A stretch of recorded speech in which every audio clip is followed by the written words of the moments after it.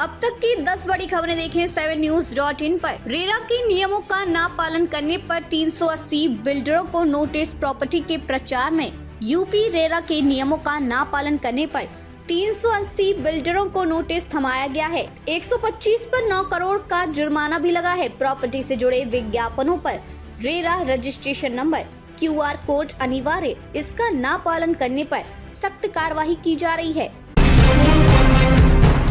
MCD standing committee चुनाव पर CM आतिशी का बयान। दिल्ली की मुख्यमंत्री आतिशी ने MCD स्टैंडिंग कमेटी चुनाव पर तीखी प्रतिक्रिया दी है। उन्होंने कहा कि दिल्ली नगर निगम का संचालन संविधान और दिल्ली नगर निगम अधिनियम 1957 के तहत होता है। आतिशी ने भाजपा पर लोकतंत्र और संविधान की अवहेलना का आरोप लगाते हुए कहा कि उपराज्यपाल के आदेश पर एक गैर कानूनी चुनाव कराया गया, जिसमें एक IAS अधिकारी को मेयर की जगह अध्यक्ष बना दिया गया, जो लोकतांत्रिक प्रक्रिया का उल्लंघन है।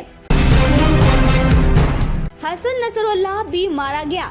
इजराइल ने उड़ा दिया हिजबुल्लाह का हेडक्वार्टर। इजराइल की सेना ने लेबनान की राजधानी बेरूत के दहिया क्षेत्र में बड़ा हवाई हमला किया है। इजरायली सेना ने कहा कि उसने इस हमले में लेबनानी गुट हिजबुल्लाह के केंद्रीय सैन्य कमांड सेंटर को तबाह कर दिया है। हमले में हिजबुल्लाह चीफ नसरुल्लाह के मारे जाने का भी दावा कुछ रिपोर्ट में किया गया। दावा है कि नसरुल्लाह भी हेडक्वार्टर में मौजूद था, हालांकि इसकी पुष्टि नहीं हो सकी है।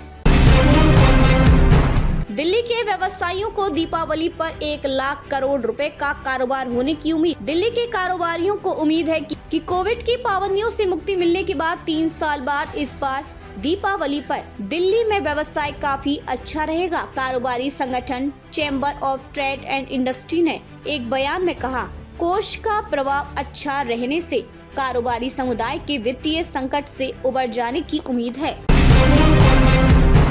चीन से नहीं आएगा अब ये प्रोडक्ट, गली कूचे में भी होता है इस्तेमाल। पेजर अटैक के बाद सरकार हुई अलर्ट। लेबनान में हाल ही में हुए पेजर अटैक और वैश्विक सुरक्षा चिंताओं के बाद भारत सरकार ने निगरानी उपकरणों की आपूर्ति श्रृंखलाओं से चीनी कंपनियों को बाहर करने का निर्णय लिया है, जिनका उपयोग देश भर में सुरक्षा के लिए किया जाता है। इस संबंध में एक विस्तृत खबर 7news.in पर आप देख सकते हैं, लिंक डिस्क्रिप्शन में उपलब्ध है। नसरुल्लाह पर काल बनकर टूटा इजराइल का 5th जेन F-35 रडार भी नहीं पकड़ पाते इसकी चाल। राफेल से कितना ताकतवर। इजरायली वायुसेना ने एक ऐसा ऑपरेशन अंजाम दिया जिसने आतंकवादी संगठन हिजबुल्लाह के प्रमुख हसन नसरुल्लाह को पूरी तरह नेस्तनाबूद कर दिया, जो आज की तारीख में सबसे शक्तिशाली और एडवांस्ड फाइटर जेट्स में से एक माना जाता है। इस संबंध में एक विस्तृत खबर 7news.in पर आप देख सकते हैं, लिंक डिस्क्रिप्शन में उपलब्ध है। एक दो की नहीं, इन 4 OnePlus फोन की लुढ़क गई कीमत। सस्ता होने के साथ फ्री में मिल रहा है ईयरबड्स भी। अमेज़न की ग्रेट इंडियन फेस्टिवल सेल में एक से बढ़कर एक डील लाइव की गई है। सेल की शुरुआत प्राइम मेंबर्स के लिए 26 सितंबर से शुरू हुई है और 27 सितंबर से इसे सभी के लिए लाइव कर दिया गया है। इसी बीच बात करें फोन पर मिलने वाले डिस्काउंट की, तो ग्राहक यहां से OnePlus के कुछ फोन को काफी बड़ी छूट पर खरीद सकते हैं। नसरुल्लाह पर काल बनकर टूटा इजराइल का 5th जेन F-37 रडार भी नहीं पकड़ पाते इसकी चाल। राफेल से कितना ताकतवर।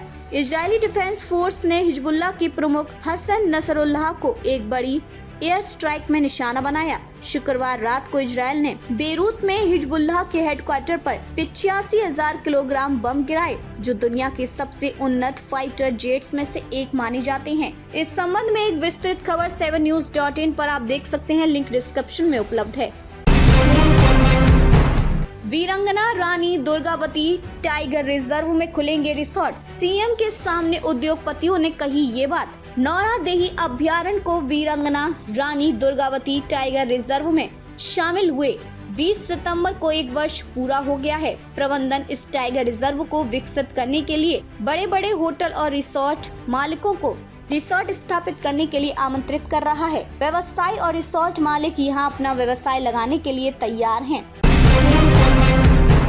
पीएम आज महाराष्ट्र को देंगे 11,000 करोड़ की परियोजनाओं की सौगात। पुणे मेट्रो खंड का उद्घाटन भी शामिल।